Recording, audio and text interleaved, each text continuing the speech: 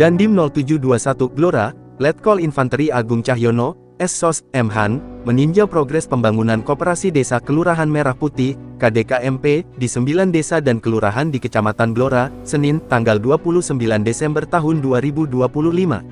Peninjauan dilakukan untuk memastikan pembangunan berjalan sesuai target.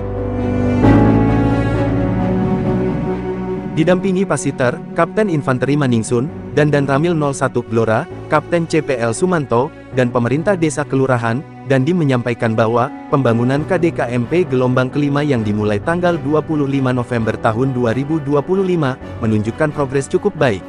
Secara nasional, target pembangunan maksimal 3 bulan, dan diharapkan seluruh KDKMP dapat beroperasi pada Maret tahun 2026. Ya, terima kasih. Hari ini kita melaksanakan peninjauan ke beberapa lokasi KDKMP, khususnya di wilayah Kecamatan Blora Kota ini. Kita tadi dari pagi sudah mengecek beberapa titik, dan ini kita sampai di KDKMP Desa Jejeruk. Ini berprogres, ini mulai gelombang 5 pembangunan kurang lebih pada tanggal 25 November ya pembangunan, dan bisa dilihat sendiri progresnya 1 bulan ini sudah cukup bagus, dan harapannya ini sesuai target yang diharapkan, karena waktu pembangunan maksimal adalah 3 bulan. Lebih bagus, lebih baik. Harapannya pada bulan Maret nanti sudah launching operasional dari Kemenkop sama-sama dengan KDKMP di seluruh Indonesia. Untuk setiap hari, untuk Babinsa itu melaksanakan pengawasan, monitoring, dan lain-lain. Yang intinya Babinsa itu untuk mengawasi Koperasi Merah Putih supaya bisa berjalan dengan lancar. Di Kabupaten Blora, dari total 295 koperasi yang ditargetkan, sebanyak 177 koperasi telah berprogres. Kendala utama masih terdapat pada sekitar 90 desa kelurahan, terutama terkait ketersediaan lahan, khususnya di wilayah kelurahan yang minim aset.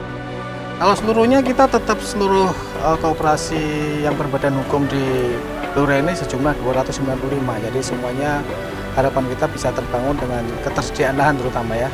Semuanya yang terbangun, dan sampai dengan hari ini kita sudah berprogres 177 koperasi di seluruh kecamatan Kabupaten Blora. Ada 177 yang sudah mulai kita progres bangun. Dan dari lapangan adalah beberapa desa atau kelurahan tidak memiliki aset yang jelas ya, aset ataupun lahan. Kalau di desa saya rasa tidak ada kendala, ada bengkok, ada kas desa tanah. Kalau di kelurahan itu karena memang tidak ada aset itu, makanya kita masih komunikasi dengan Satgas Penyedia Lahan. Sesuai Inpres nomor 17 itu, penyedia lahan adalah Kemendagri. Jadi Kemendagri melalui provinsi maupun Pemda Kabupaten Kota sampai Pemdes itu mencari lahan yang siap bangun.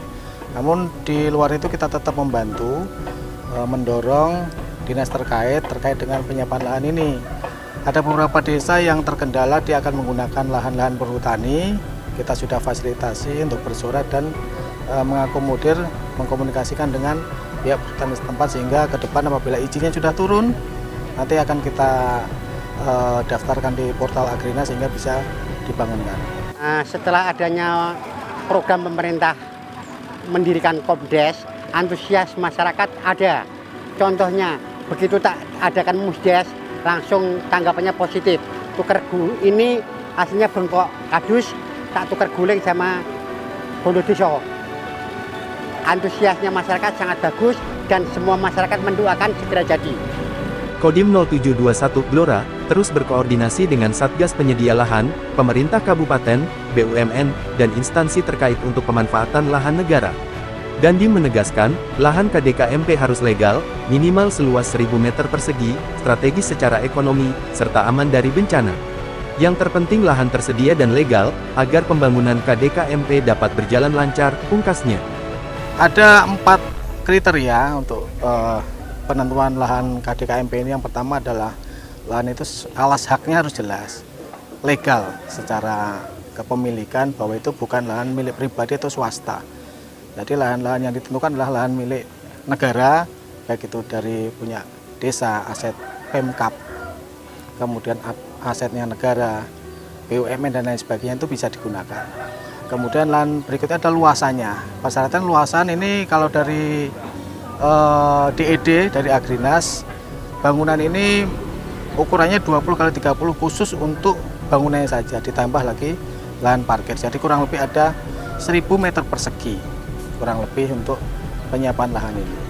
Kemudian lahan itu harus strategis dari sisi ekonomis maupun bisnis. Jadi pemilihannya tentunya harus memiliki memenuhi syarat itu, karena nantinya ini akan bergerak di bidang ekonomi, jadi selayaknya harus memenuhi kriteria itu. Kemudian terakhir tidak dalam lokasi ataupun rawan bencana. Jadi lokasi-lokasi itu hendaknya menjadi pertimbangan, dan dari Satgas Lahan juga mendorong desa-desa ataupun kelurahan penyiapan sesuai kriteria itu, dan khususnya di desa melewati musdes, sehingga semua elemen masyarakat ataupun rakyat di situ, di masyarakat desa itu menyetujui bahwa lahan itu memang cocok dan bagus dan disetujui untuk dibangunkan KDKMP.